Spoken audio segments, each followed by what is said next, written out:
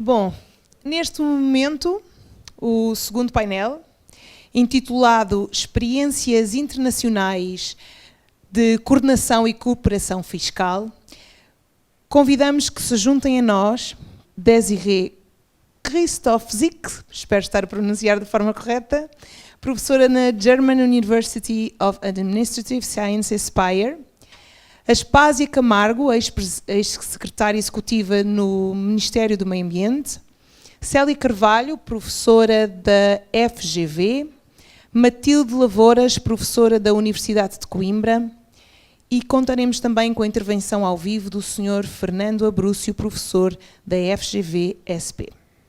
Por favor, senhores, teremos 1h45 minutos de aprendizagem. Fiquem à vontade. Por favor, dirigem-se aqui acima. Boa tarde a todos. Sejam muito bem-vindos. É uma honra estar aqui presente convosco e agradeço o convite da FIB. E é uma honra ainda maior estar num painel feminino. Eu hoje de manhã estive numa reunião com a Comissão para a Igualdade de Género, portanto, nada mais adequado do que agora ver esta plateia comungada pelos dois géneros, porque acho que é aí que está o equilíbrio, efetivamente, com algum equilíbrio de género também. Please, Professor, when you want to be my guest. Iríamos, se calhar, dar sem mais delongas início às apresentações para que possamos depois tentar criar aqui um pouco mais de debate interativo entre o painel e todos os que estão presentes. Permitam-me cumprimentos, íamos esquecendo, todos os presentes, alguns amigos de longa data. O professor Scaf bem se tenta esconder, mas eu vou vendo de quando em vez e, portanto, sejam muito bem-vindos e espero que possam retirar desta conferência de debate o máximo proveito. Muito obrigada. Como foi dada, iremos assistir inicialmente a um vídeo, primeiro por via remota, e depois então passaremos à apresentação da senhora professora.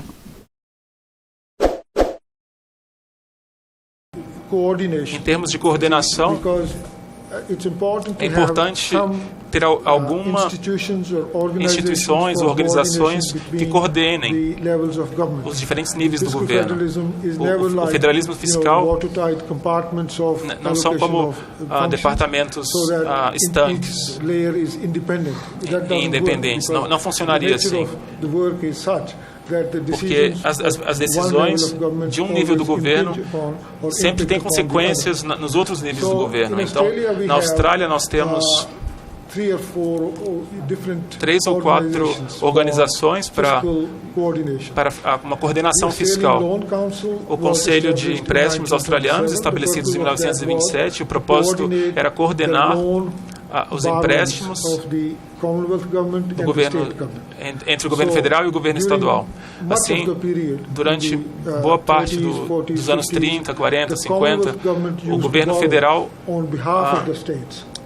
fazia empréstimos em nome dos estados e depois distribuía os fundos. E essa experiência não foi muito bem sucedida, porque os estados sempre estavam sempre tentando se furtar dos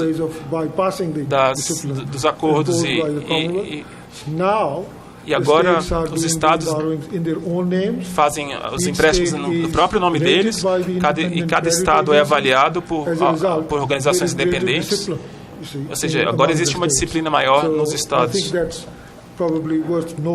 E é isso interessante notar que com os experimentos de um sistema centralizado, agora a Austrália está descentralizando com avaliações independentes e está funcionando melhor.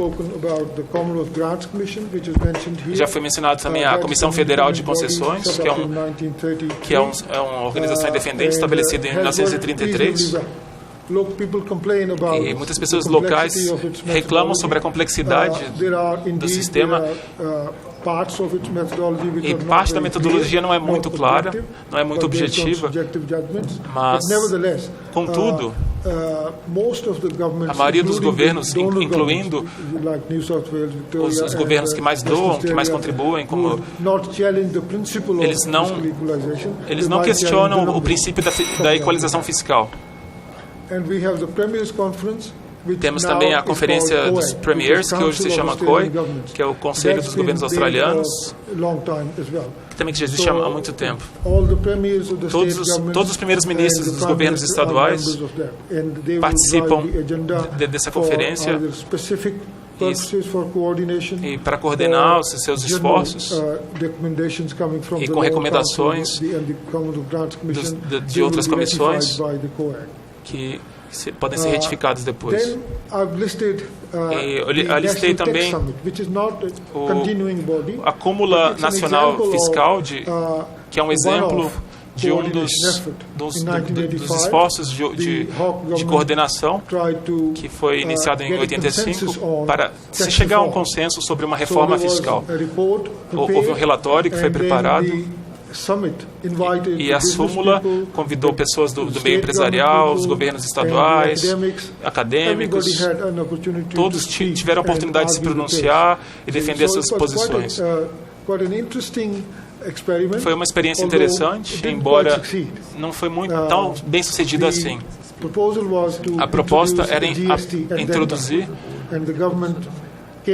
uma proposta e o governo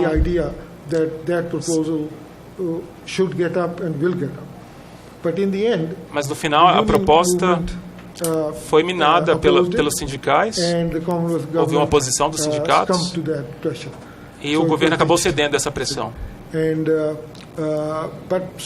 Mas ainda assim, eu diria que a experiência foi bem sucedida no sentido em que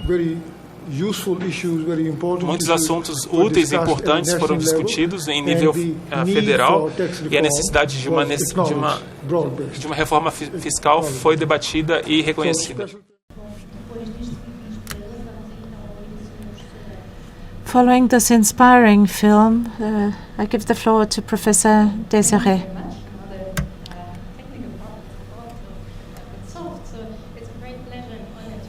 Muito obrigada. É com grande prazer que hoje me encontro entre vós a participar neste fórum e partilhar convosco experiências da Alemanha. Irei apresentar-vos ou dar-vos alguns exemplos sobre a coordenação fiscal na Alemanha. Como em muitos países existem muitos acordos, vários níveis que não poderei discutir na totalidade hoje, portanto irei apenas apresentar alguns exemplos, mas se quiserem depois entrar em outros detalhes, estarei ao dispor nos próximos dias. Muito sucintamente, relativamente ao sistema federal da Alemanha, que é muito diferente do exemplo português e Brasil. Bem, a Alemanha é um país federal, o poder estatal está dividido entre o poder federal e os Estados. 13 Estados, cada um com as suas constituições, os seus parlamentos, estruturas administrativas e responsabilidades, e ocupam uma posição muito forte porque o nível federal apenas é responsável quando assim dita a Constituição. De resto,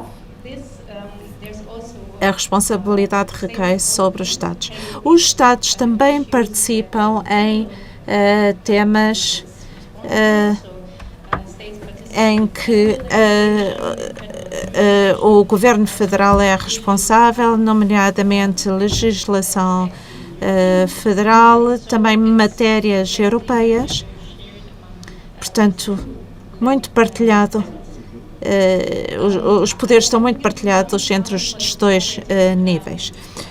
A título de exemplo deste caráter cooperativo que também afeta a política fiscal, na Alemanha vemos que as receitas fiscais estão distribuídas por impostos partilhados, impostos federais e apenas uma pequena percentagem de impostos estatais.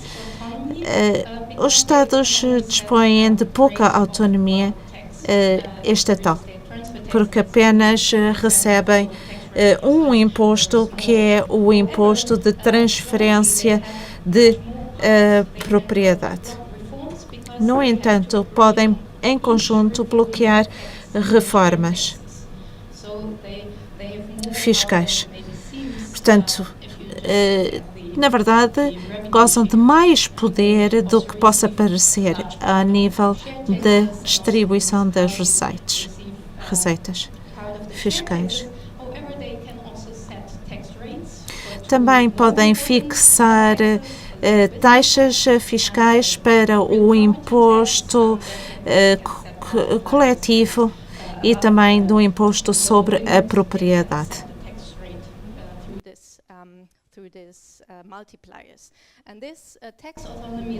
Esta autonomia fiscal também é protegida pela Constituição. Portanto, a Constituição também prevê o direito dos municípios fixarem as taxas de imposto.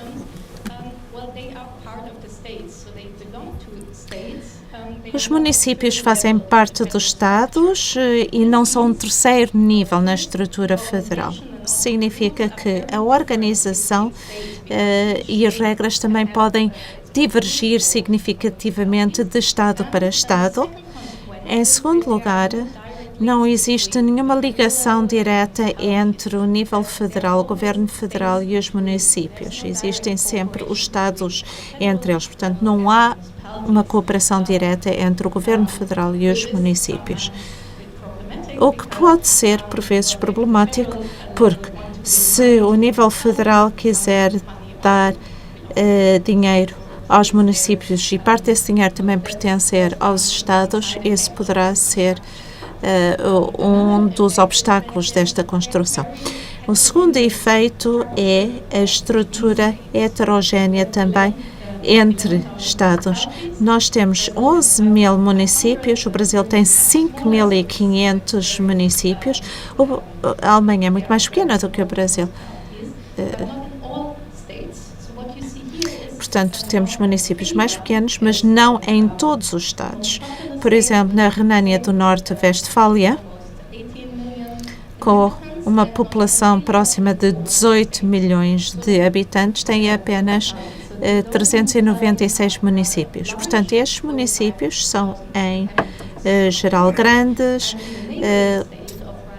mas no estado vizinho, Renânia-Palatinado, tem uma população apenas de 4,2 milhões de habitantes, mas 2.301 municípios. Portanto, é muito difícil comparar municípios entre estados, porque as estruturas são distintas, as responsabilidades também são diferentes e as responsabilidades são distribuídas pelos municípios e os estados, e essa distribuição também difere muito de estado para estado.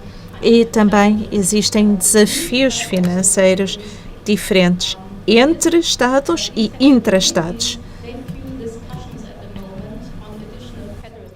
Atualmente estão a ocorrer várias discussões sobre maior intervenção do governo federal.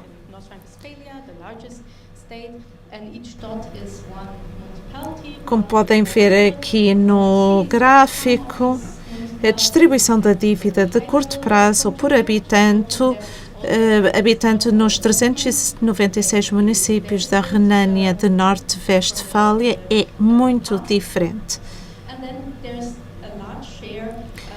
Uma grande percentagem dos municípios não tem dívida, enquanto uns quantos outros com um nível muito elevado de dívida. Portanto, grande disparidade entre Estados, mas também dentro de um mesmo Estado.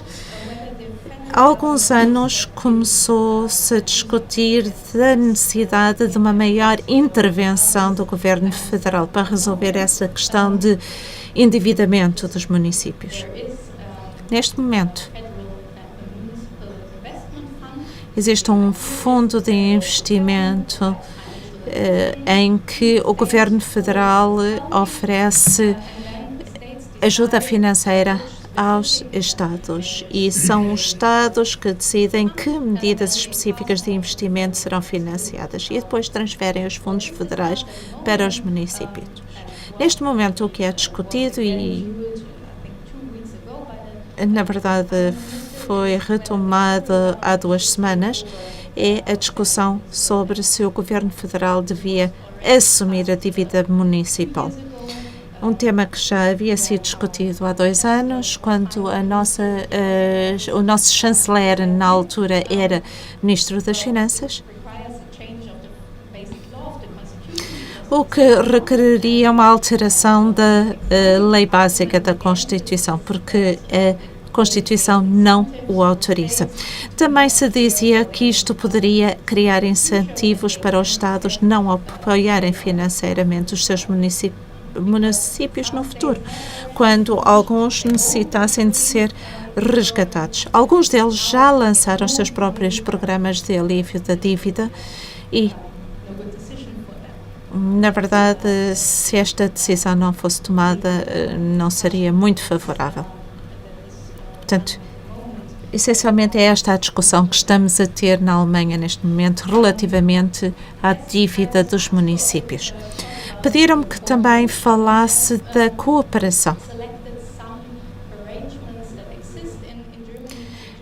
Quero dar-vos alguns exemplos de alguns acordos que existem na Alemanha que traduzem a cooperação intergovernamental vertical e horizontal. Por exemplo, as nossas regras fiscais e de controle e previsões. Existem diferentes fóruns, diferentes acordos de cooperação. O segundo são as reformas da lei orçamental e a terceira, que é um tema muito complicado na Alemanha, que é a transformação digital da administração. Provavelmente sabem que a Alemanha está bastante atrasada ao nível da transformação digital. Quanto ao primeiro, regras fiscais, controle e previsões. A lei básica prevê a independência e a autonomia do governo federal e os Estados, portanto, independentemente uns dos outros. No entanto, existem regras conjuntas, nomeadamente as regras europeias, que se aplicam ao governo geral, que obrigam a algum nível de coordenação do governo geral no seu todo. Existe o Conselho de Estabilidade, um órgão comum, constituído em 2010, que é um fórum político composto pelo Ministro das Finanças Federal, o Ministro de Negócios Estrangeiros Federal e os Ministros Estaduais das Finanças. Este é o nosso o Conselho Fiscal. Em Portugal, este Conselho é um organismo independente. Na Alemanha é uma instituição política, mas tem um Conselho consultativo. O Conselho de Estabilidade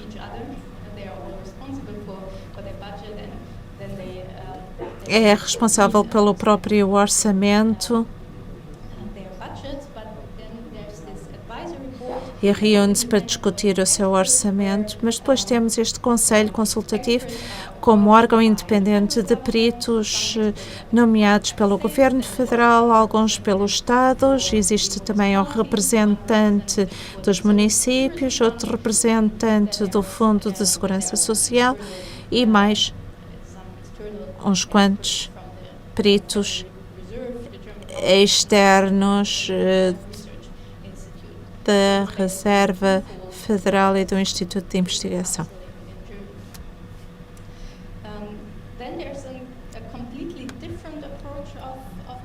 Outra abordagem completamente distinta de cooperação, ainda ligada ao Conselho de Estabilidade, porque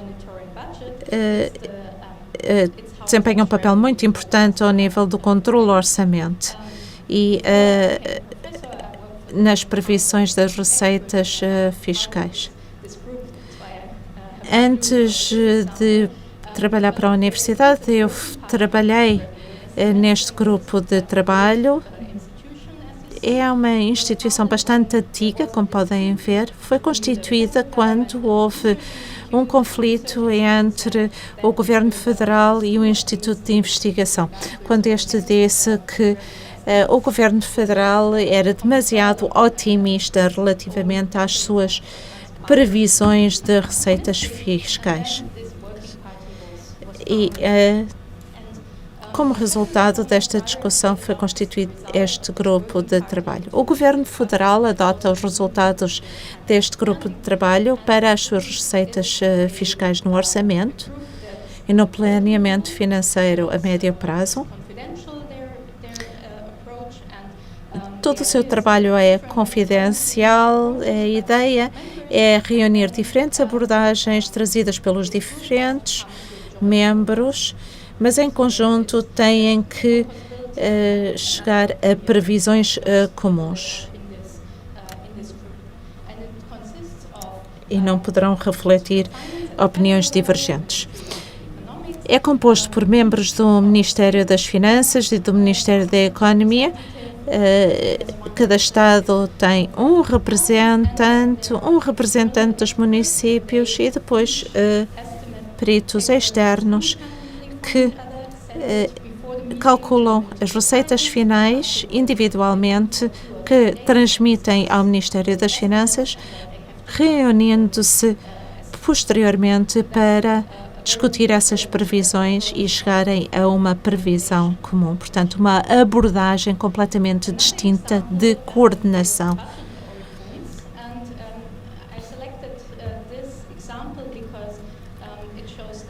Chegando à reforma da lei orçamental, este gráfico mostra que os resultados são muito distintos entre diferentes Estados. Há 20 anos, os ministros do interior dos Estados acordaram reformar a lei orçamental, passando de contabilidade à base de caixa para a contabilidade patrimonial. Portanto, os municípios tiveram que adotar o método de contabilidade patrimonial. Portanto, deixaram de ter apenas pagamentos, mas teriam que também apresentar as dívidas e os ativos no balanço. Chegado a este acordo, cada Estado adotou regras próprias. O que podem ver neste gráfico é a data de alteração das regras, o que variou significativamente de Estado para Estado. O Governo Federal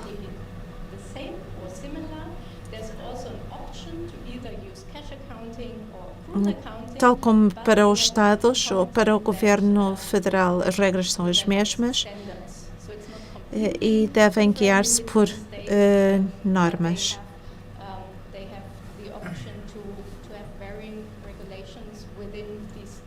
Não tendo, no entanto, a obrigatoriedade de adotar a contabilidade patrimonial. Portanto, ainda gozam de alguma liberdade.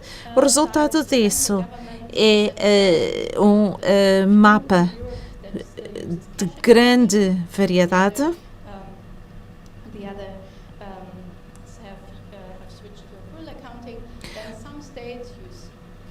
Portanto, temos o governo central que ainda utiliza a contabilidade à base de caixa, enquanto os Estados e os governos locais foram implementando gradualmente a contabilidade patrimonial. O último exemplo que quero aqui dar-vos relativamente à cooperação e que constitui um grande desafio para a Alemanha é a digitalização da administração. E a este nível a Alemanha está muito atrasada. Durante a pandemia, tornou-se bastante claro que a transformação digital da administração, como noutros países, por várias razões. Primeiro, a divisão de poder, que resulta num sistema dual, portanto, grande variação entre os Estados e os municípios, com estruturas muito complexas e fragmentadas. Mas existem outras razões pelas quais este processo não está tão avançado, como, por exemplo, a aversão ao risco no setor público. A abordagem à coordenação da transformação digital é um conselho de planeamento para as tecnologias da informação, portanto, constituído para coordenar as várias questões relacionadas com a tecnologia das tecnologias de informação, assim como a adoção das normas. Mas a adoção das normas e decisões sobre as normas não é o ponto essencial. A verdadeira questão é quem é que financia a transformação digital. E assim foi constituída uma nova organização federal, a FIDCO, que tem um orçamento comum. Portanto, o Estado federal e os Estados financiam esta cooperação federal, FIDCO, que gera um orçamento conjunto, o que não é assim tão fácil. Se pensarmos nos projetos que normalmente são de longa duração, mas esta cooperação tem um orçamento anual, pelo que não é fácil financiar projetos de longa duração, mas de momento é esta a abordagem. Se pensarmos na estrutura muito heterogénea da Alemanha, grandes municípios, pequenos municípios, a cooperação talvez faça todo o sentido. Mas existem diferentes iniciativas e diferentes soluções, embora esta possa ser a mais razoável, porque assim os pequenos municípios podem cooperar e partilhar estruturas conjuntas, sem terem que cada uma ter a sua infraestrutura individual.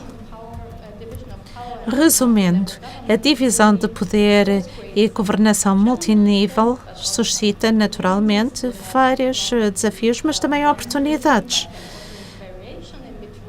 Não existe apenas uma solução, mas sim várias soluções. Portanto, a primeira questão é se as decisões divergentes são problemáticas. Nem sempre são problemáticas, caso contrário, não optaríamos pela descentralização, mas por vezes a centralização na tomada de decisão poderá ser mais eficaz, como ao nível da digitalização. Mas o mais difícil é equilibrar esta tomada de decisão centralizada com a autonomia. Outra questão é como lidar com as desigualdades e os resultados, repercussões dessas desigualdades. Por vezes existe a necessidade de haver coordenação.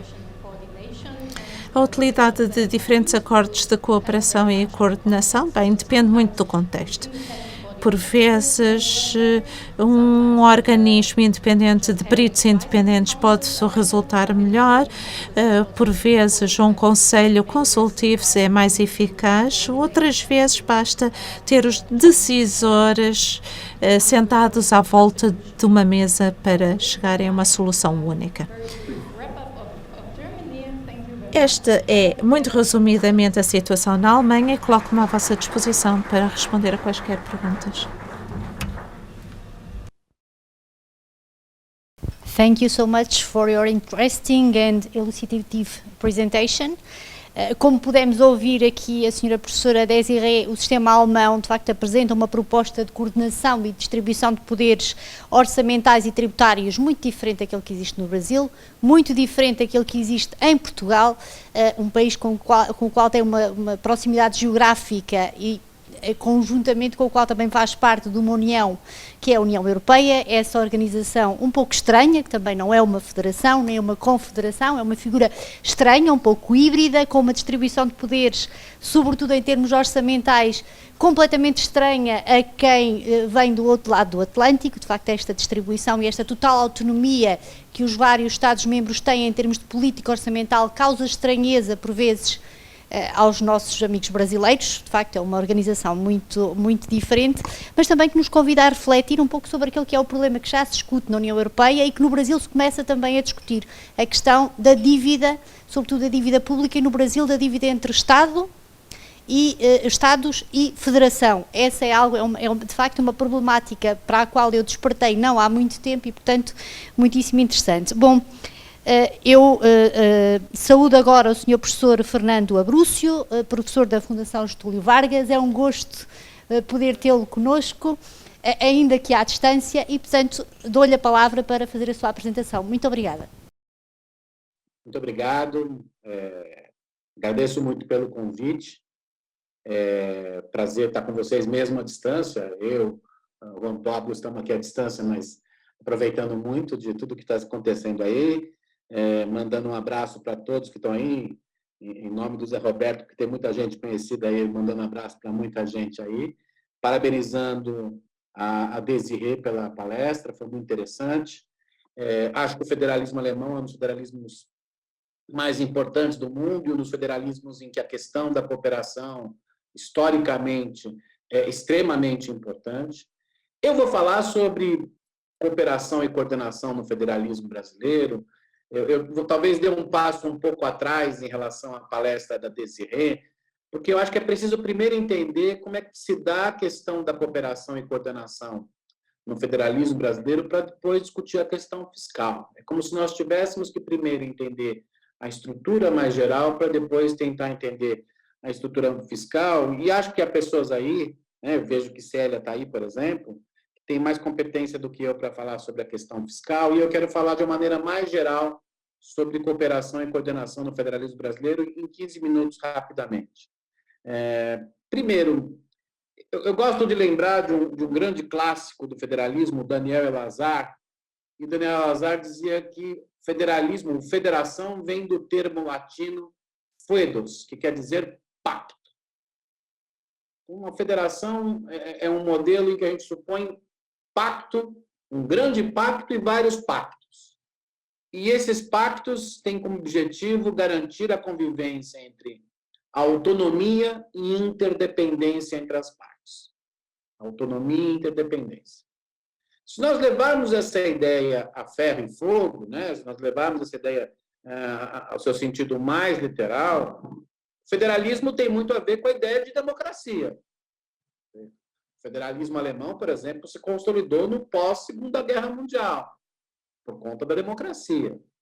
Então, se nós levarmos isso a ferro e fogo, de fato, o Brasil tem um federalismo como pacto, como convivência entre autonomia e interdependência, de forma mais clara, desde 1988. 1988, quando foi instalada a Constituição, a nova Constituição. Antes disso, nem vou fazer, digamos, uma história mais geral, o federalismo brasileiro era muito frágil como pacto, era muito frágil como combinação de autonomia e interdependência, era muito frágil como democracia. Portanto, falar do federalismo brasileiro é falar de 88 para cá, para a gente pensar, a partir das categorias que a Desirê falou, sobre como criar mais cooperação e coordenação no federalismo brasileiro. Só que há três grandes características gerais, que diferenciam muito o Brasil da Alemanha e de outras federações.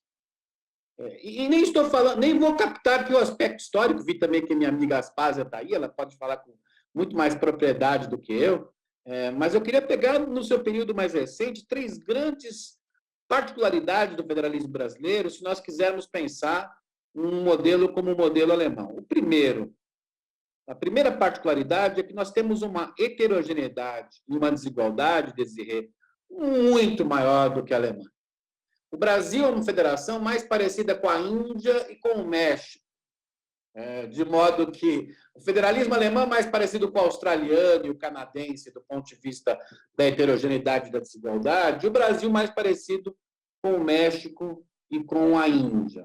Porque há uma desigualdade, primeiro, muito grande, socioeconômica, enorme, num território muito grande, há uma enorme desigualdade física no Brasil, uma enorme heterogeneidade física no Brasil. Há uma enorme heterogeneidade de capacidades estatais locais. Desirê falou um pouco sobre isso. As capacidades estatais locais dos 5.568 municípios no Brasil são muito heterogêneas, muito desiguais, muito atrás dos governos locais alemães, e que têm uma tradição mais do que secular de autonomia. Portanto, o Brasil tem um problema de heterogeneidade, desigualdade, que significa que fazer a federação, isto é, fazer um pacto territorial, tem que lidar com isso, e diria, para lembrar a figura uma figura alemã, do Barão de Munchausen, os governos locais não vão conseguir, puxando os seus próprios cabelos, criar a sua autonomia no Brasil. Para lembrar uma figura do folclore alemão. Não vai conseguir eles não vão conseguir puxar seus próprios cabelos e criar autonomia. Portanto, esse é um desafio, uma tarefa muito grande, que eu diria que o Brasil, em 88, vai ter que constituir um pacto mais democrático no federalismo, num país muito desigual, e propõe expandir o estado de bem-estar social a partir de 88. O Brasil não tinha antes uma grande tradição de estado de bem-estar social. 40% das crianças brasileiras de 7 a 14 anos estavam fora da escola em 1988. Hoje, 3% estão fora da escola. 1.200 municípios tinham sistema público municipal de saúde em 88. Hoje, os 5.568 têm algum sistema público municipal de saúde. Se nós pegarmos gastos em relação ao PIB, o Brasil gastava em 88 1,5% do PIB em educação e hoje gasta próximo de 6%. Houve, portanto, um enorme crescimento do estado do bem-estar social num país extremamente heterogêneo e desigual.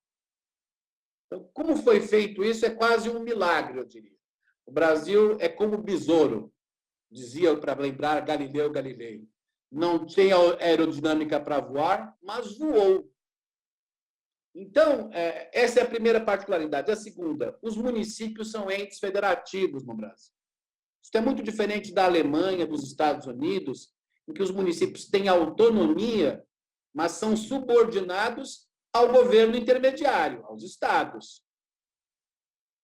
Quando eu estava no MIT, eu fui numa reunião do que seria a Assembleia Estadual de Massachusetts, e eles estavam, naquele momento, decidindo extinguir alguns governos locais. E um professor me perguntou, os estados extinguem regularmente governos locais no Brasil? Eu disse, não é possível extinguir governos locais. Nem o governo estadual, nem o governo federal.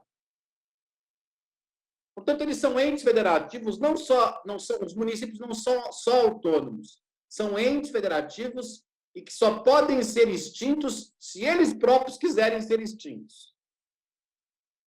Sendo que cerca de 70% dos municípios no Brasil têm até 20 mil habitantes. Isto é um fato hoje, um fato político.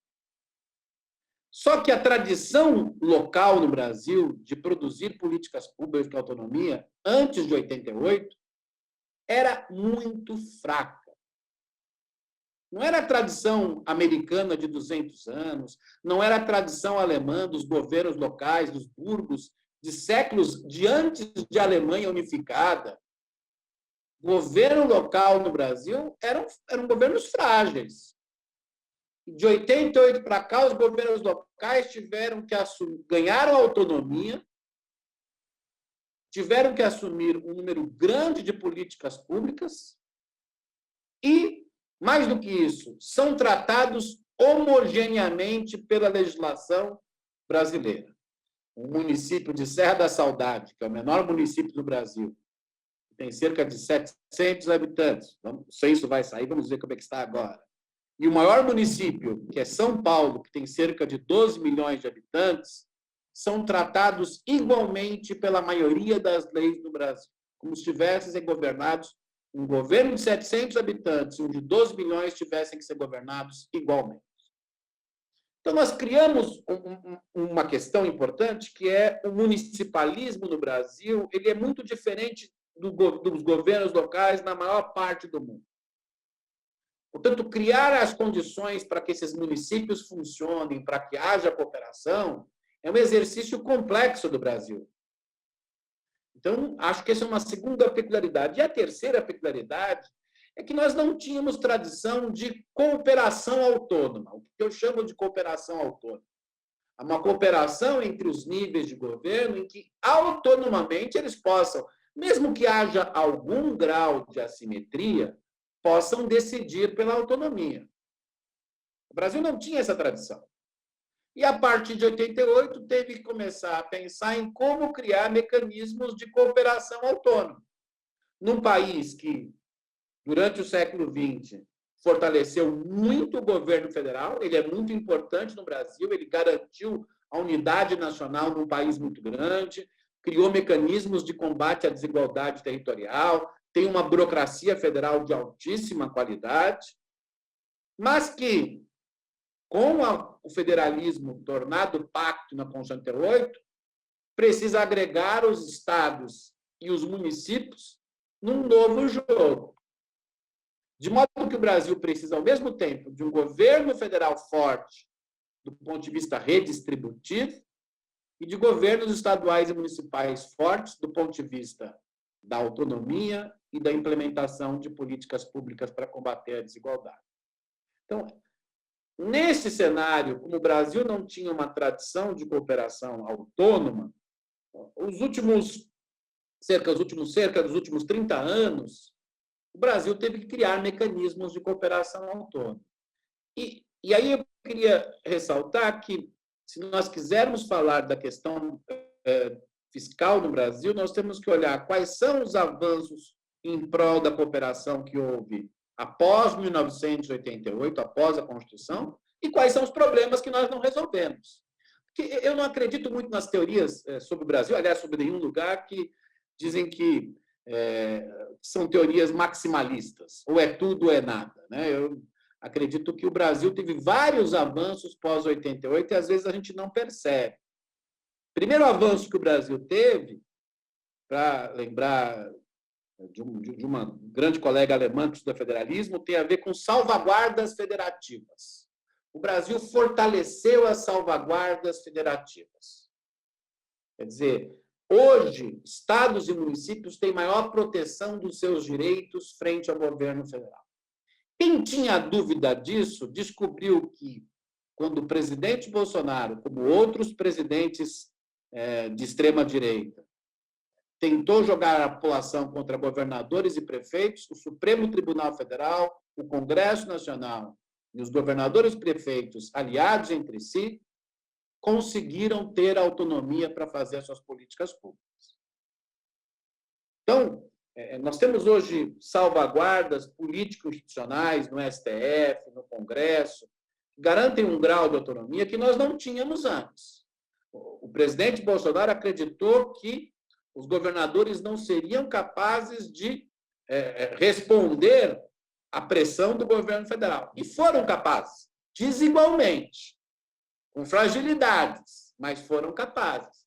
O presidente Bolsonaro acreditou que o Supremo Tribunal Federal não daria aos estados e municípios autonomia para tomar políticas em saúde e em educação. E o Supremo Tribunal Federal deu autonomia para os estados e municípios tomarem decisões em saúde e educação sem consultar o governo federal. Isso, no Brasil, é um avanço enorme. Junto com isso, as salvaguardas federativas cresceram do ponto de vista associativo. Nós temos hoje associações entre governos municipais, entre governos estaduais, que nós não tínhamos antes de 88. Então, cresceu muito esse associativismo federativo. Segundo avanço federativo, melhoraram as condições de autonomia dos estados e municípios. Condições tributárias, municípios antes de 88 não tinham condições para isso. Os estados, mesmo com o debate que eu assisti agora há pouco, com as dificuldades, se nós olharmos de uma larga escala, não no curto período de tempo, mas de 30 anos, os estados continham o tributo que mais recolheu impostos nos últimos 30 anos, que era o ICMS, que é um tributo com enorme impacto na estrutura produtiva. Acho que esse tributo, concordo com o Zé Roberto, já fracassou, tem que mudar porque o mundo mudou, é outra coisa, mas os estados tinham proteção tributária nesse sentido, e acho que, digamos, isso garantiu um grau de autonomia que se pode ver pela diferença de políticas públicas que há entre os estados. Criou-se um sistema de partilha que tem problemas, mas se nós olharmos as federações pelo mundo, a maior parte das federações não tem bons sistemas de partilha, a maior parte das federações não é a Alemanha, a maior parte das federações é mais parecida com os Estados Unidos, com sistemas ruins de partilha. O nosso sistema de partilha tem problemas, mas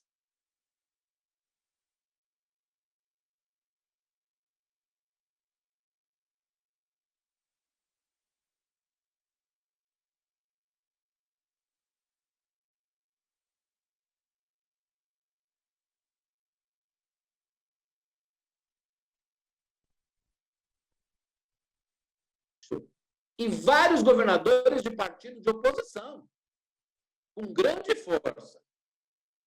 Então, isso para nós eu acho que tem um aspecto do federalismo que o velho Robert Dahl dizia, que o federalismo permite o pluralismo político. E o pluralismo político é essencial à democracia, e dizia o Robert Dahl, às políticas públicas, porque há algum grau de competição entre os governos.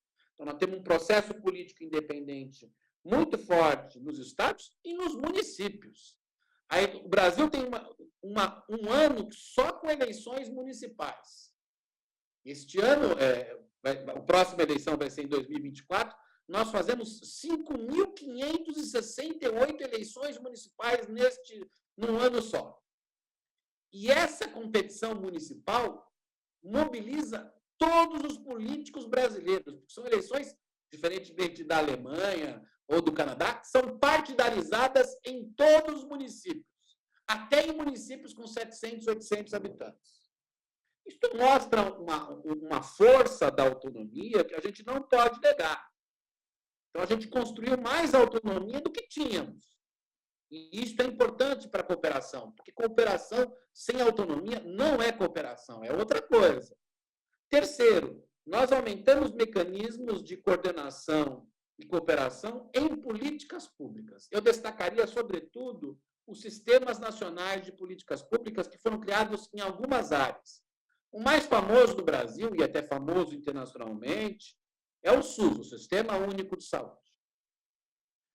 O presidente Bolsonaro jogou contra a política de saúde, fez o negacionismo, jogou contra os estados e municípios.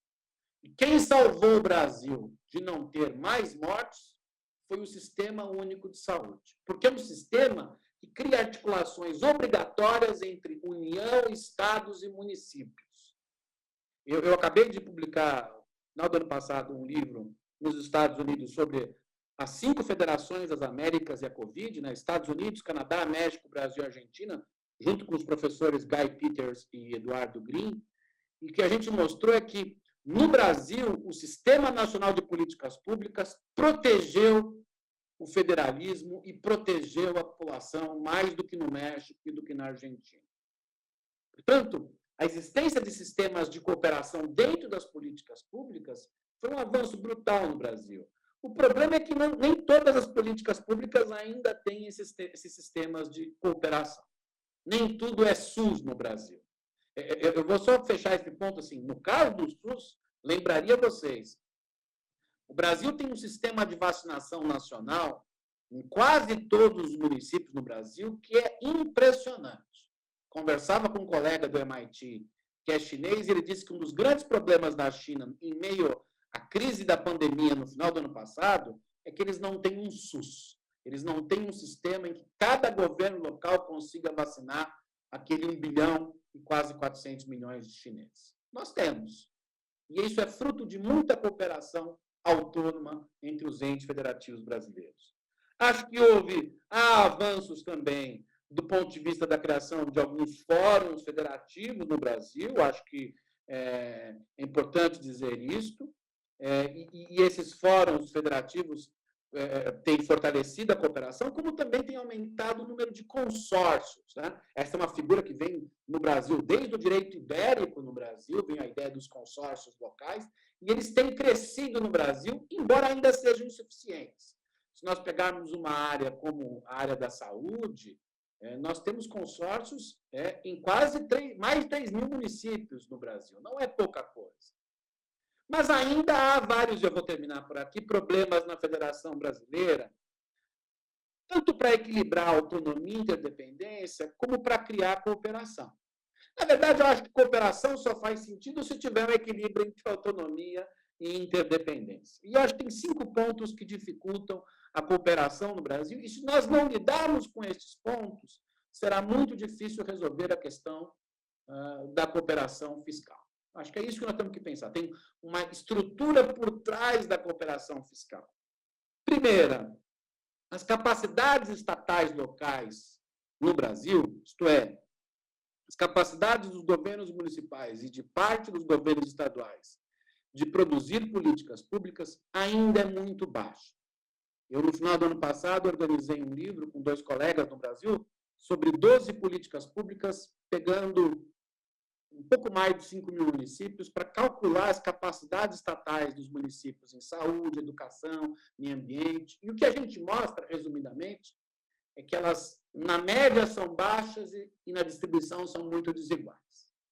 Portanto, se o Estado brasileiro precisa do município para fazer política de educação, de saúde, de assistência social, de meio ambiente, nós ainda temos governos locais frágeis na sua autonomia de produzir políticas públicas.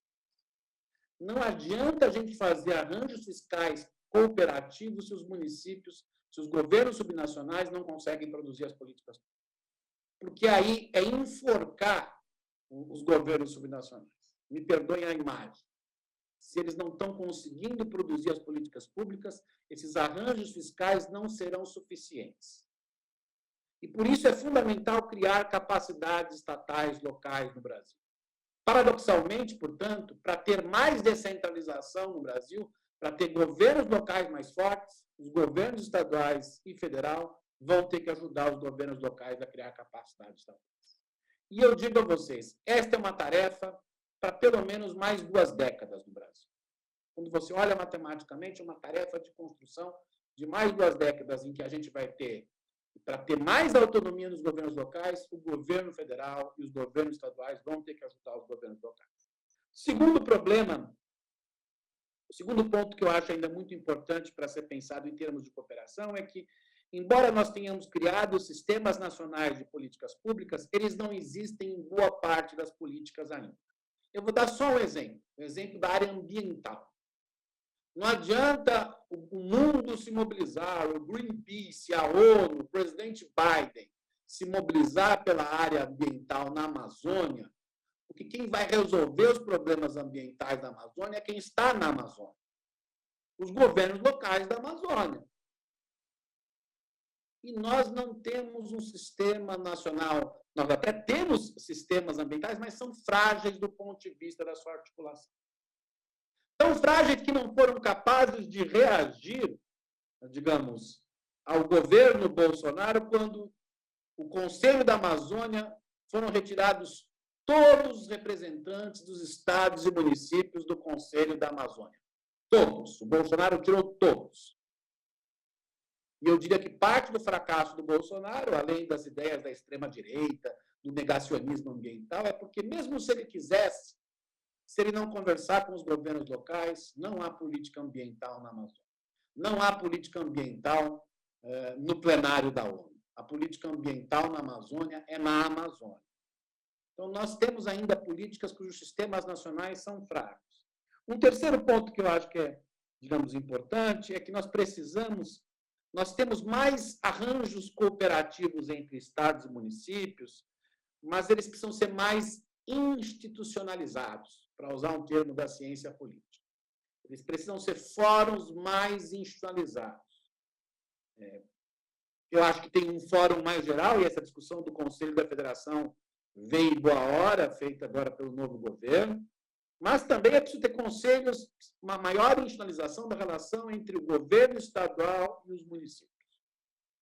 A relação entre os estados e municípios, tal como na Alemanha, como mostrou a Desirê, é muito heterogênea, mas não é só isso, Desirê. Como não há uma forte institucionalização da relação do governo estadual com os municípios, é uma relação muito assimétrica.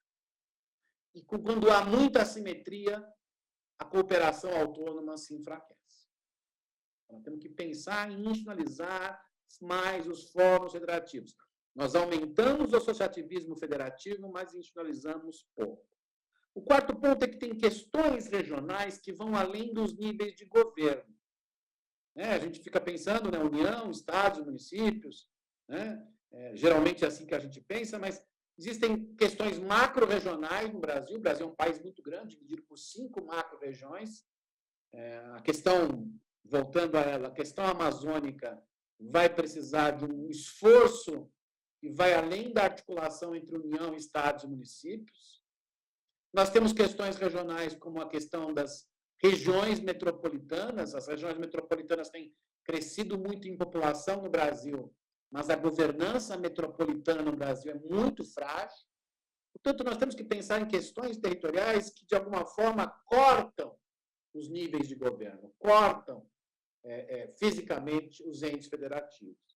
E, por fim, para terminar com os problemas e finalizar a minha discussão,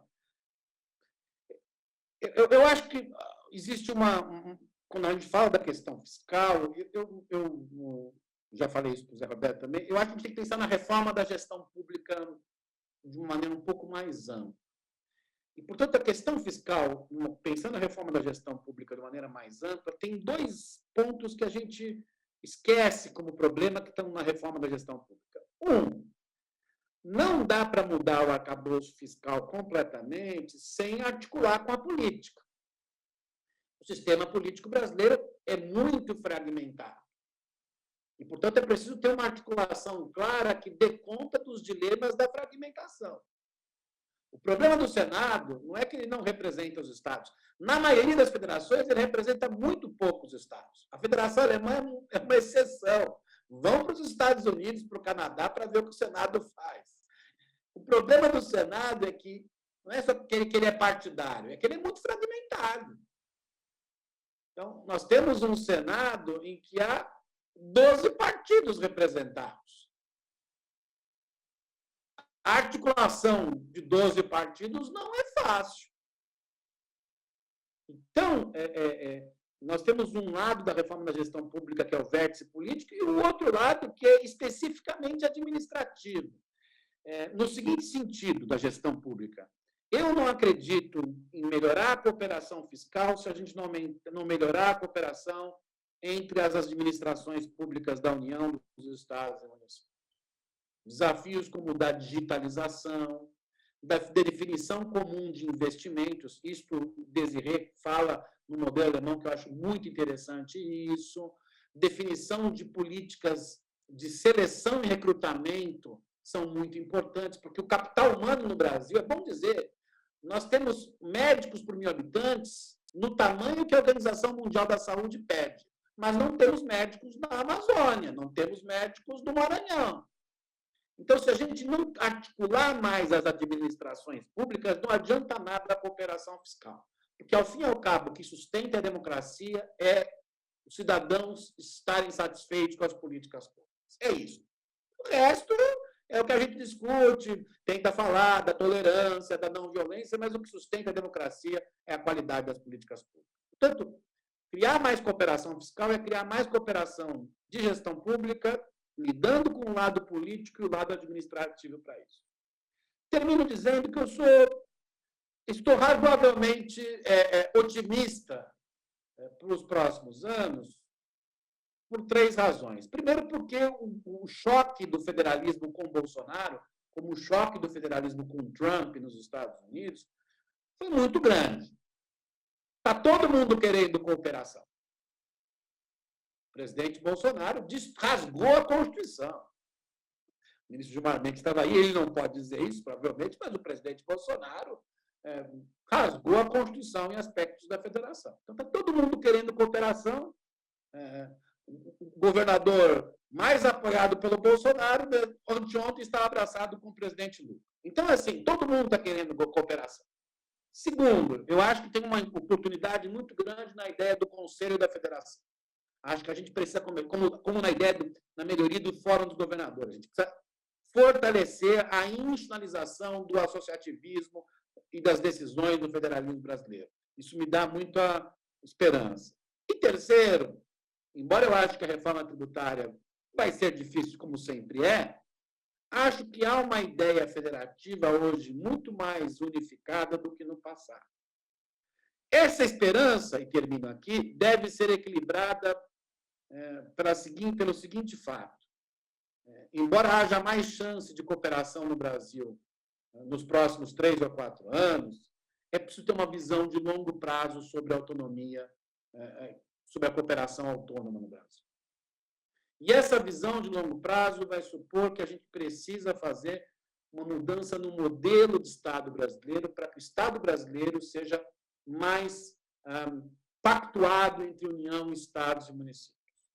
E esse processo vai durar anos e anos e anos. Então, nós temos que ter uma perspectiva de longo prazo e começar a pensar, digamos, em como articular a gestão pública, articular investimento, articular políticas públicas, sabendo que os resultados vão demorar e criar condições para isso. Eu acho que, se nós tivermos esse realismo sobre as dificuldades e tivermos esperança sobre esses 3 elementos, a gente pode avançar muito. Obrigado.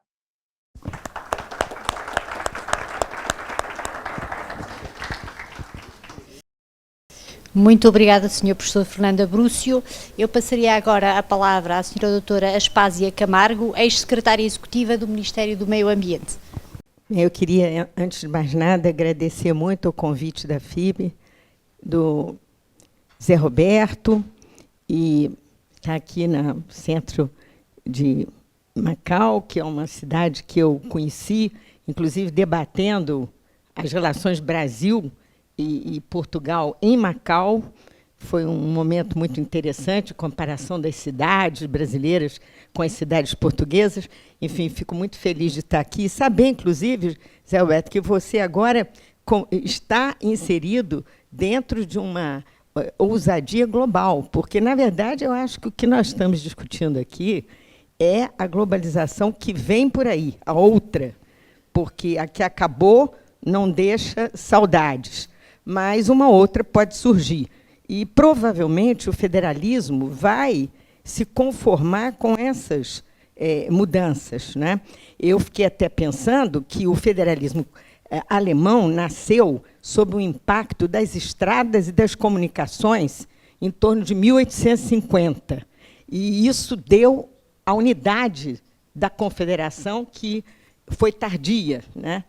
E agora eu me pergunto, qual será o impacto da digitalização, da inteligência artificial, de toda essa revolução tecnológica sobre os territórios? Porque, na verdade, você tem unificações, né, em continentes, em blocos continentais, e você tem, por outro lado, fragmentação municipal, local, né, que convivem. E convivem de maneira muito difícil. Eu queria agradecer a Desirê, porque a apresentação que ela fez foi muito útil para comparar a situação do Brasil e da Alemanha. E isso porque, aparentemente, eu estava preparada para ver diferenças terríveis, né?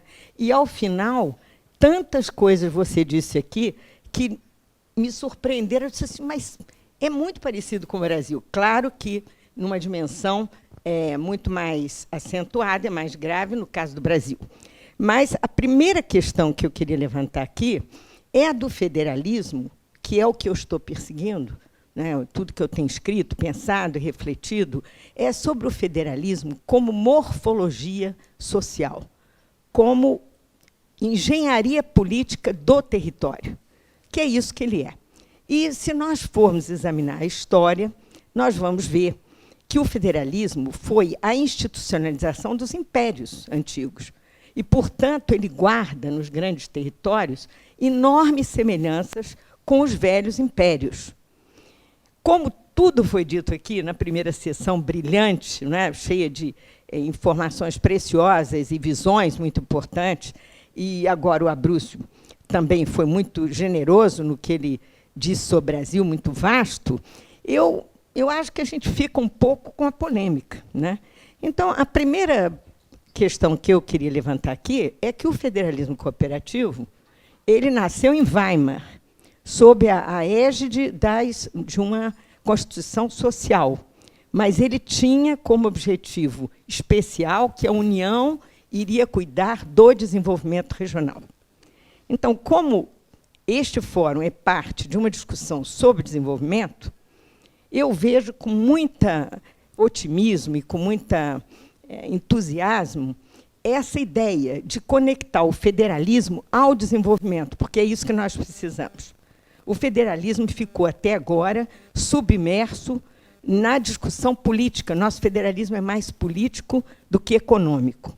A Constituição foi terrivelmente inábil e incompetente para lidar com os problemas da economia.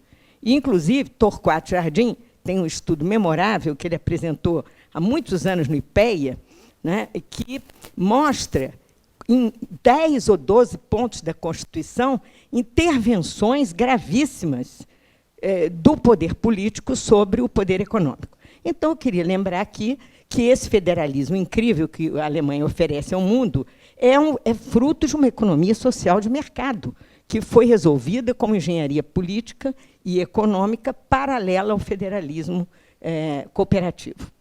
Em segundo lugar, temos a Constituição de 1934 brasileira foi inspirada em Weimar e herdou de Weimar a preocupação social que a Constituição de 88 recuperou. Então, nós estamos realmente pensando num federalismo cooperativo que tem muitas semelhanças, muitos objetivos comuns. E um deles, que talvez possa ter passado despercebido, é que o federalismo cooperativo, inclusive o do Adenauer, nasceu para se fortalecer perante Landers, que, depois da guerra, eram muito fortes, enquanto a União foi desbaratada completamente. Então, diante de Landers fortes, não é, a cooperação complexa, e, a meu ver, demasiado complexa, que a Alemanha inventou, de repasses, e que você chamou de patchwork, e que eu registrei como uma palavra muito, muito útil para o Brasil. Nós estamos num patchwork, uma miscelânea de redes, de pactos e semipactos que complicam enormemente a cooperação. Então, logicamente, que pensar no digital, na revolução digital, para tratar dessas redes, que basicamente são redes territoriais, é algo de imprescindível que nós precisamos realmente dar urgência para esse tema. Eu acho que você trouxe aqui, Desirê, enormes contribuições, porque, na verdade, o que nós ouvimos na primeira sessão foi o que você disse agora, criar um fórum, né, para lidar com um conselho de estabilidade, um conselho de estados e, sobretudo, um advisory board, que eu já vejo Zé Roberto aí participando desse advisory board para ajudar o Fórum dos Estados, né, que não pode sobreviver de governadores. Aqui, então, eu queria pedir permissão, humildemente, a dizer a vocês que esse modelo que nós temos é um modelo muito complicado, porque ele ainda é patrimonialista, né? É uma economia das mercês, como dizia o grande historiador, falecido recentemente, Antônio Manuel Espanha, que expôs com muita clareza o que é essa economia das mercês. Então, o que nós temos nessa rede, que o Abruzzo falou com tanto entusiasmo, é muita troca pessoal. São lealdades pessoais, não há nada de errado com isso. É até simpático, né? Você vê num emaranhado de confusões como é que um pobre consegue uma vaga no hospital. É porque a prima dele está lá no serviço e que vai dar um jeito de passar à frente de alguém e botar ele lá. Porque o serviço é pouco, e quando o serviço é pouco, meu pirão primeiro, é assim que acontece. Então, é o modelo imperial que ainda está vigente no Brasil, porque o que unificou o território brasileiro foi um império, foi uma estrutura imperial. Muito mais federativa do que nós imaginamos, né? E a Miriam Donikoff já tratou de explicar exatamente por que o Império foi tão federativo que nós não quisemos ver. Mas, certamente, hoje, nós temos ainda a união. Eu ouvi do principal assessor do ministro do prefeito Eduardo Paes, há 2 dias, ele me disse: tudo se faz pelo arbítrio e pelo casuísmo. O prefeito quer dar que uma estrada passe na porta do amigo dele, ou do irmão dele, ou dele, e faz isso. Ele tem poder constitucional para fazer isso. Então, é lógico que isso é um problema da cultura política. Não é um problema qualquer. É um problema da cultura política brasileira, que é casuísta. E, logicamente, o impacto da informatização e da inteligência artificial pode trazer enormes ganhos, não apenas para ordenar informações e dados, mas para tomar decisão, para estabelecer prioridade, para fazer diagnósticos, que nós estamos comentando aqui. Sem esses diagnósticos, nós não vamos ver, por exemplo, por que um determinado aglomerado de cidades pode estar crescendo e se desenvolvendo bem, enquanto o outro não.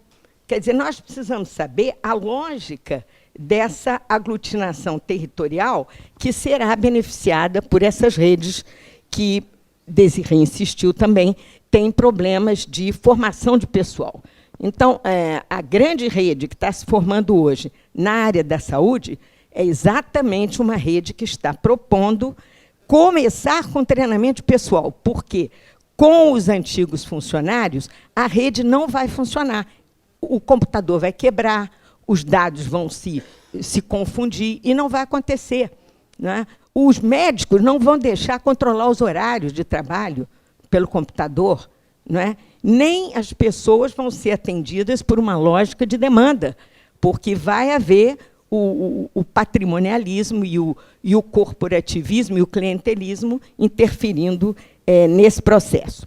Um outro ponto que eu acho extremamente surpreendente é a insistência com que você fala na heterogeneidade do federalismo alemão.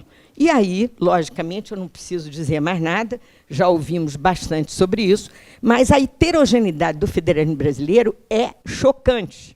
É chocante. E eu dou um exemplo a vocês. Um município no interior do Pará, né, é 3 vezes maior do que o estado do Rio de Janeiro. É possível uma coisa dessa? Um município que é um ente federativo uniforme. E aí, Tereza, eu fiquei pensando que nós estamos, no Brasil, na era da uniformização, do fordismo. É tudo uniforme e é tudo padronizado. Mas a era pós-moderna e os computadores me permitem desarticular essa padronização para atender melhor às necessidades e às características de cada região. Nós temos, ao longo do tempo, acumulado enormes informações. Por exemplo, pouca gente sabe que o Ministério da Integração Nacional construiu uma rede de mesorregiões, que são de 16 a 20, onde você concentra a maioria da pobreza no Brasil.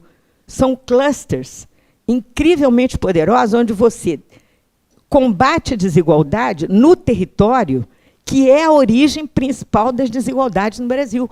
Nós passamos 24 horas por dia chorando as desigualdades sociais e não nos demos conta que ela é territorial. Hoje, nós temos um tratado de Tordesilhas, ao contrário, né? Ele divide o Nordeste e o Norte do Sudeste e o Sul. E é lá que estão os pobres, lá em cima. Não é que não haja pobres embaixo, mas eles vêm de lá de cima, o que mais ou menos dá no mesmo, né? E nós não conseguimos, em 80 anos de Sudene, nós não conseguimos mudar a relação entre PIB e Nordeste, né? Continuamos nos mesmos 12% do PIB, que o Nordeste teria direito a muito mais, porque tem praticamente 30% da população brasileira. Então, é esse tipo de problema regional que entrou no índice do liberalismo brasileiro no seu último ciclo, não é? Praticamente, os economistas proibiram mencionar a palavra desenvolvimento regional, porque as entidades regionais eram completamente clientelistas e foram canceladas. Criou-se um ministério que se tornou também clientelista e deveria ser cancelado, né? Então, mas como é que nós resolvemos esse problema regional, né?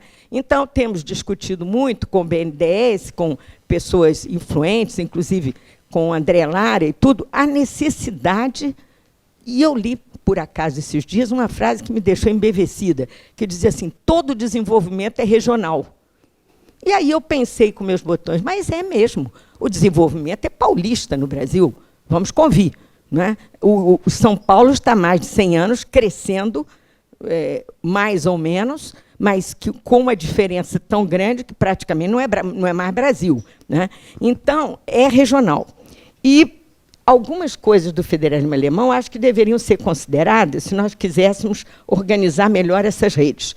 A primeira questão é o princípio da subsidiariedade, que eu acho um princípio muito feliz, porque ele consegue hierarquizar as regiões pela sua capacidade, né? Até me lembrei do marxismo do século XIX, que dizia cada um segundo a sua capacidade, cada um segundo a necessidade. Então, seria uma estrutura em que os municípios seriam classificados de maneira mais inteligente, e eu digo a vocês que as regiões metropolitanas não fazem parte do federalismo, mas praticamente são 13 milhões de pessoas no Rio de Janeiro e 21 milhões de pessoas na região metropolitana de São Paulo. E essas figuras não têm nenhum tipo de assistência, nem de estrutura para comandar essa multidão de pessoas que estão chamando agora de strong cities, né? Então, precisaríamos dar. Segunda questão, eu acho que temos que resolver o poder intermediador. Quer dizer, primeiro o Estado tem que voltar à cena, porque ele foi abolido. E ele foi abolido porque a tradição portuguesa é que a União, o governo central, se alia aos municípios e isola as províncias que são separatistas, né? Assim estamos fazendo. Só que a gente tem que recuperar os estados. Eles estão aí para dizer que tem um fórum, que vão se organizar, mas se eles não tiverem um advisory board, como a Desirê propôs, né, certamente que o patrimonialismo vai se infiltrar no fórum, porque é da sua natureza. Diz o Abruzzo, ele não falou nisso hoje, que os estados são os barões da federação. E continuam sendo. Só que agora, como eles estão sem dentes, os barões, os leões estão sem dentes, eles ficaram mais patrimonialistas do que eram, porque eles só têm dinheiro para distribuir com os amigos, obviamente. Então, como resolver esse problema? Eu acho que temos que dar um choque de mesorregiões, micro-regiões, dentro dos estados, né? Que são aquelas formas de aglutinar consórcios que estão fragmentadíssimos. Um consórcio para a saúde, outro para a educação. Quando o prefeito muda, o consórcio se dissolve. Então, ele não tem nenhuma consistência. E nós precisamos, justamente nessas redes, dar maior estabilidade e consistência aos entes subregionais. E, finalmente, me desculpem eu deixar para o finalmente, mas existe uma coisa no federalismo alemão que merece a nossa reflexão, e que é a reunificação da Alemanha. Aquele milagre federativo merece nossa deferência, né? Deferência e inspiração. Foi uma engenharia política muito, muito complexa, que envolveu 2 reformas tributárias e que envolveu uma mudança no eixo do federalismo alemão do excesso de cooperação para a competição. Então, eu proponho aqui, humildemente, que o Brasil seja mais competitivo também. Porque, dentro de regiões pobres, estados de mesmo tamanho, você pode ter o Ceará e Alagoas. Me desculpe, Tereza. Ela gosta de... Tereza acha que a Alagoas melhorou. Mas, diante do Ceará, não é nada, né? Então, o fundo de participação dos estados, é muito mais alto em Alagoas do que no Ceará. Não sei por quê, né? Talvez o Zé Roberto saiba. E essa reunificação alemã me faz pensar que nós temos agora um presidente que foi eleito pelo Nordeste, né? E se não seria o caso, Zé Roberto, de copiar o modelo alemão, o modelo cooperativo alemão, para acertar essas diferenças regionais. Agora, eu acho que, antes disso, nós temos que resolver o problema desse federalismo trino, que, como a jabuticaba, só tem no Brasil. Por que esse federalismo é tão estranho e tão esdrúxulo? É porque, quando se criou o município como ente federativo, o problema constitucional foi gravíssimo. Não havia jurisprudência para dizer como dividir as competências entre os entes, porque a competência se divide entre Estado e União. Com os municípios, ninguém sabia como dividir. Então, nós temos um artigo 23 que estabelece competências federativas administrativas comuns, inúmeras e completamente caóticas, porque ou todo mundo faz a mesma coisa e briga, ou ninguém faz nada e se cria um vazio federativo, né? E, do outro lado, um artigo 24, que é muito mais grave, porque é um artigo que regula a legislação, a capacidade de legislar. E ali vocês vão ver que a União domina totalmente o cenário político brasileiro. A União regula tudo e restam aos subentes o que for permitido. E, como ela é muito voraz, ela regula em detalhes o que ela não deveria regular, a não ser em termos gerais.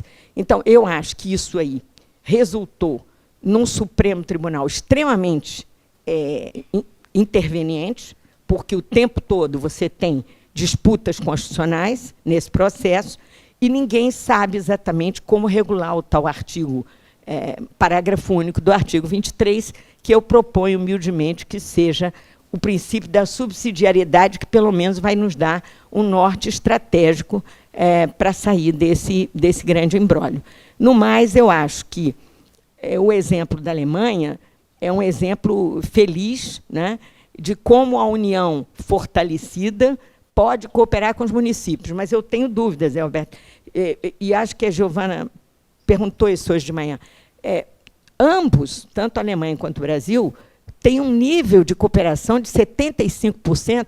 Isso é muito alto. E, na verdade, os entes ficam completamente indefesos diante de entidades muito mais poderosas do que elas.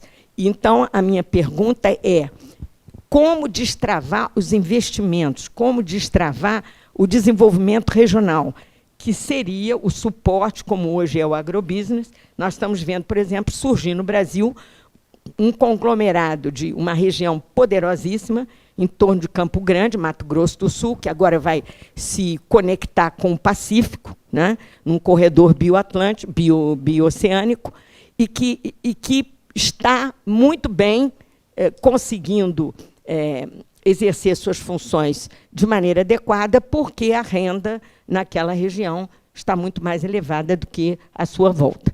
Então, o desafio que eu vejo é destravar esse modelo fiscal que nós temos e que foi fruto de uma estabilização muito dura, né, que nós enfrentamos, um momento muito difícil, e que nos deixou, me ocorreu uma coisa assim, um pouco antiga, que é o Gunnar Myrdal, porque o Gunnar Myrdal fala na causação circular e cumulativa.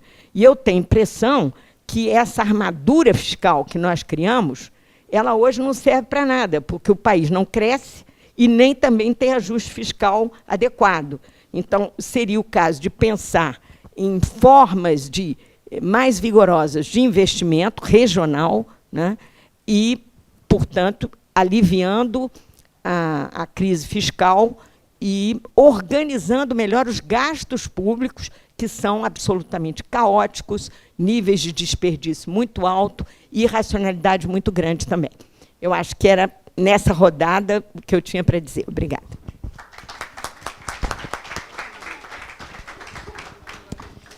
Muitíssimo obrigada, doutora Aspásia Camargo. A ouvi-la fez-me lembrar um outro alemão, neste caso Chris Thaler, com a teoria das redes e dos lugares centrais, porque ao ouvi-la, de repente, Lembrou-me a minha passagem pela economia urbana e, de facto, tudo aquilo que disse foi muitíssimo interessante.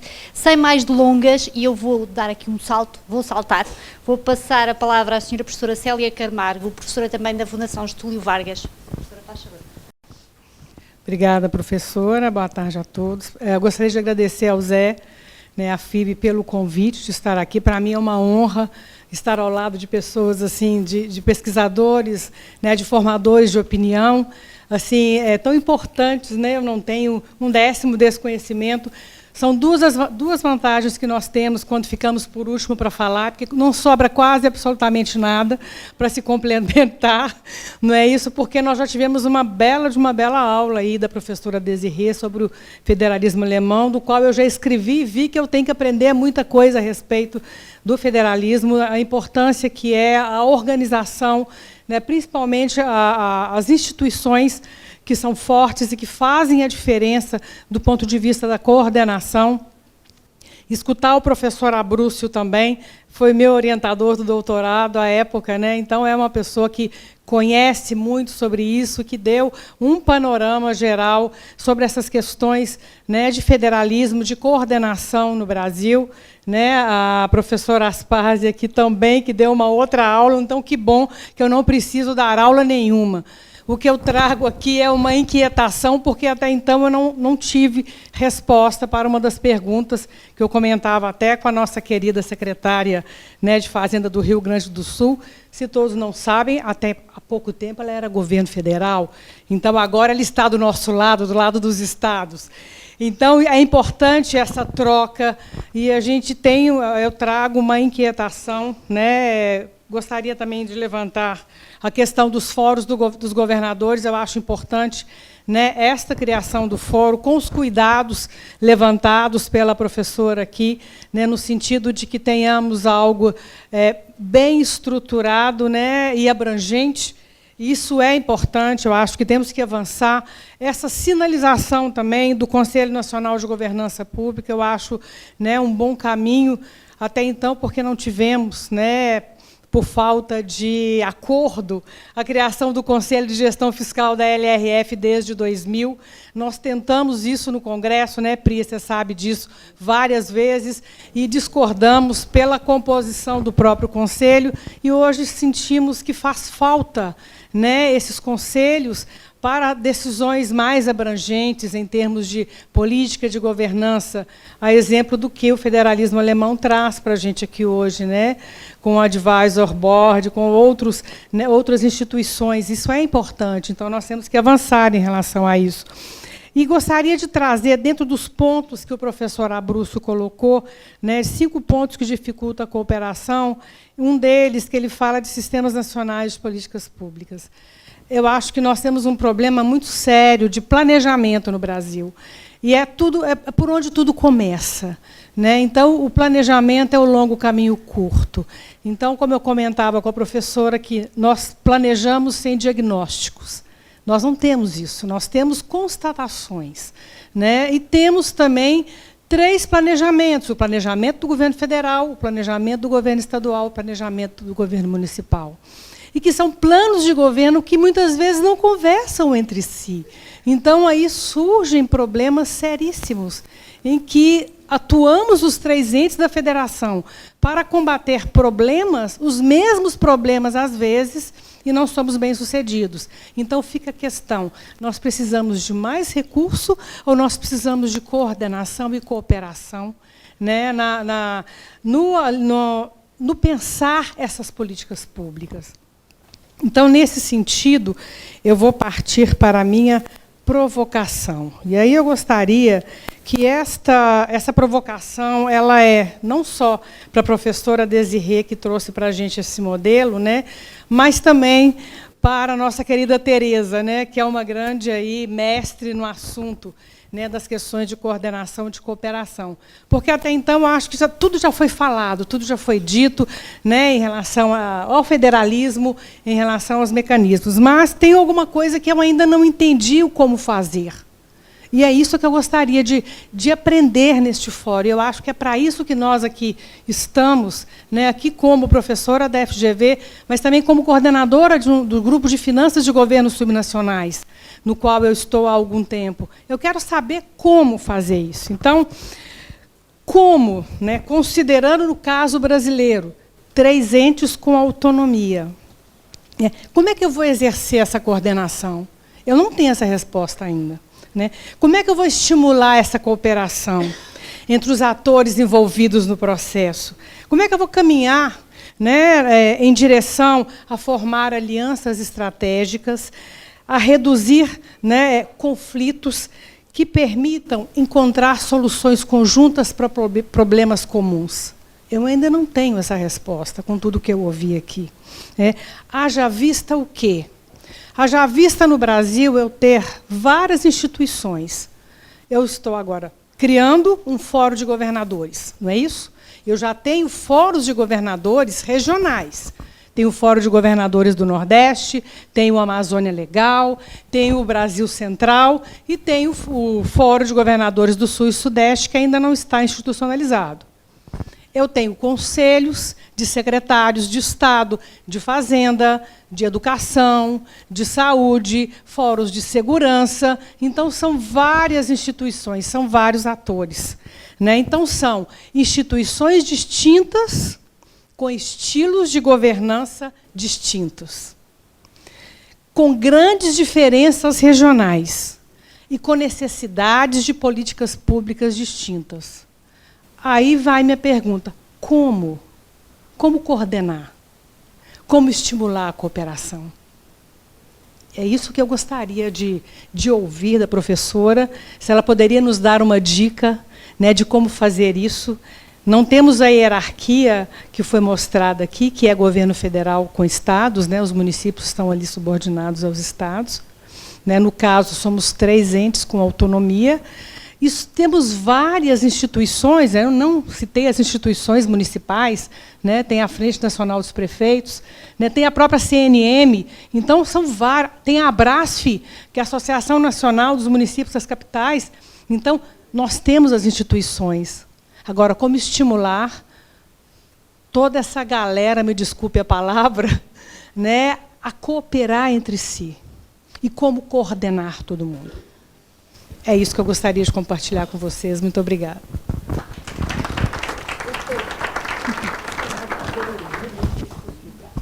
Muitíssimo obrigada, senhora professora, sobretudo pela acutilância da questão e pela brevidade também com que a colocou. Eu, antes de passar novamente a palavra à senhora professora Desiré, gostaria de pedir para colocarem o vídeo gravado do senhor pesquisador Juan Pablo Jiménez e depois passaríamos então às palavras finais. Muito obrigada.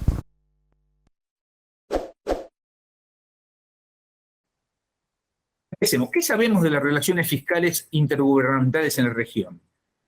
Si bien América Latina es una región muy diversa y heterogénea, se dan, sin embargo, algunas características coincidentes que impactan sobre las finanzas intergubernamentales. En los últimos años se ha avanzado en los diagnósticos regionales sobre estos problemas. En términos resumidos, los diagnósticos son relativamente coincidentes. Publicación de IFIL del 22, publicaciones de la OCDE, el panorama fiscal subnacional del BID y la CEPAL, de alguna manera coinciden diciendo que las relaciones fiscales intergubernamentales se caracterizan por una heterogénea organización institucional, una alta disparidad en el desarrollo económico y territorial entre regiones, una descentralización de responsabilidades sesgada al gasto público, una escasa autonomía tributaria subnacional, con la excepción de Argentina y Brasil, una significativa simetría en recursos humanos como financieros, tanto sea vertical, o sea, entre gobiernos centrales y gobiernos subnacionales, como horizontal, entre gobiernos subnacionales del mismo nivel. En la mayoría de los países de América del Sur, una elevada incidencia de los ingresos fiscales subnacionales provenientes de explotación de recursos naturales, fundamentalmente no renovables.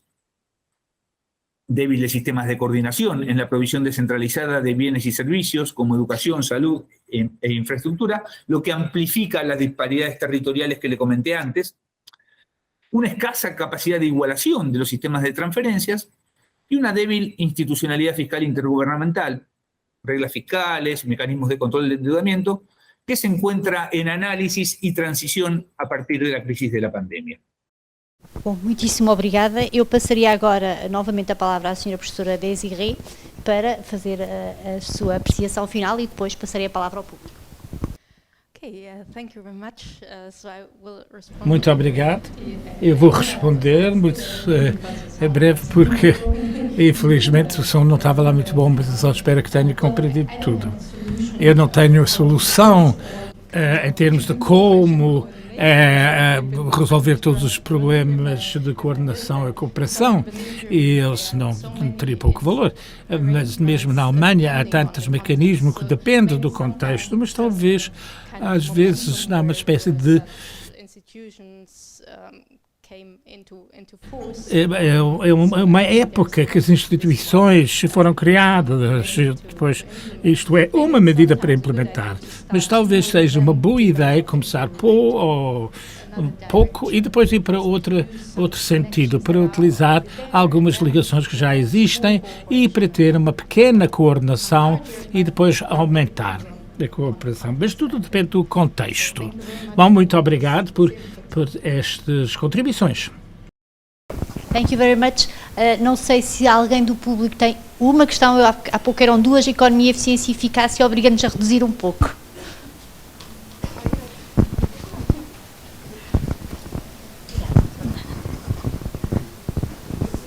Tereza, tudo pode.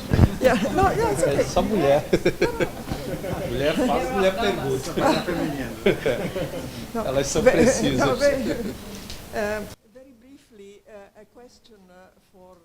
Muito brevemente, uma pergunta para Desirée e depois gostava de dizer algumas coisas sobre aquilo que pediu.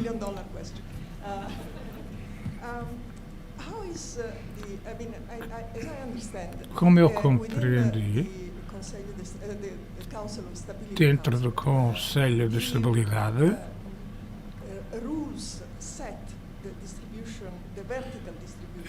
a distribuição vertical, os rules que estabelecem a posição vertical entre o Governo Federal e o Estado, isso é a dívida. Como é que é dito que entre os Estados, isso é, todos os Estados têm de ter o mesmo déficit como uma percentagem das suas receitas? E penso que isto é relativamente importante e seria útil para nós ouvirmos como um modelo para o Brasil. E na pergunta a senhora tem de falar para o microfone. Eu reparei que tem diferentes regras de contabilidade para os Estados e mesmo nos níveis diferentes de governo. Como é que eles juntam os números das finanças do governo central? Célia fez uma pergunta muito fundamental. Eu gostava de fazer dois comentários. Um é que, em primeiro lugar, há uma necessidade para os governos terem mais liderança em termos de coordenação. Se houver, se há uma falta de compromisso a nível do governo federal para ser líder do diálogo, pode acontecer horizontalmente, mas não vai resolver o problema de distribuição de transferências, por exemplo. O segundo ponto é que mais informação sobre os efeitos do governo e políticas e todos os níveis do governo, mais trocas de informação é muito fundamental. E neste sentido, a digitalização vai ser muito importante. Eu acho que o Brasil já está bastante avançado nesta área, mas também há sempre espaço para melhorar. E depois, os conselhos regionais são úteis, mas podem perpetuar esses conflitos institucionais, porque o Norte é muito diferente os problemas do norte ao sul e falam dos seus próprios problemas, mas não há um diálogo. Mas para ter reformas, para melhorar a situação, há que ter diálogo em todos os concelhos, não só dentro da região.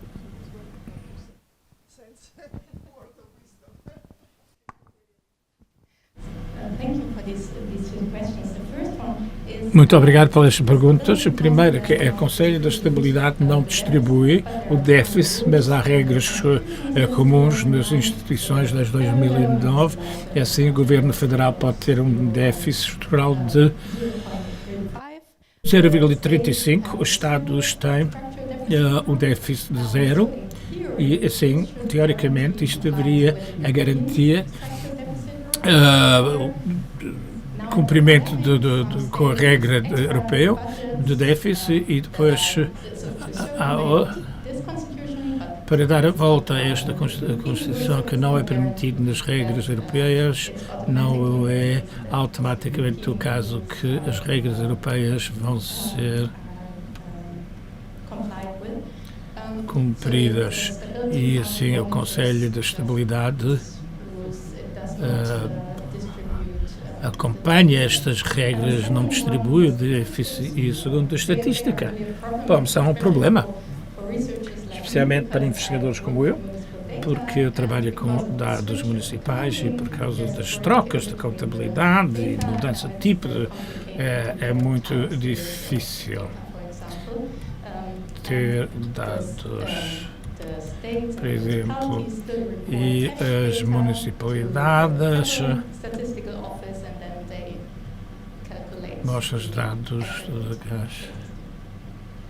E depois tem de calcular a estatística agregada. Bom, se não há mais questões, dou então por encerrado este painel, agradecendo a participação de todos. Foi um gosto. Muito obrigada.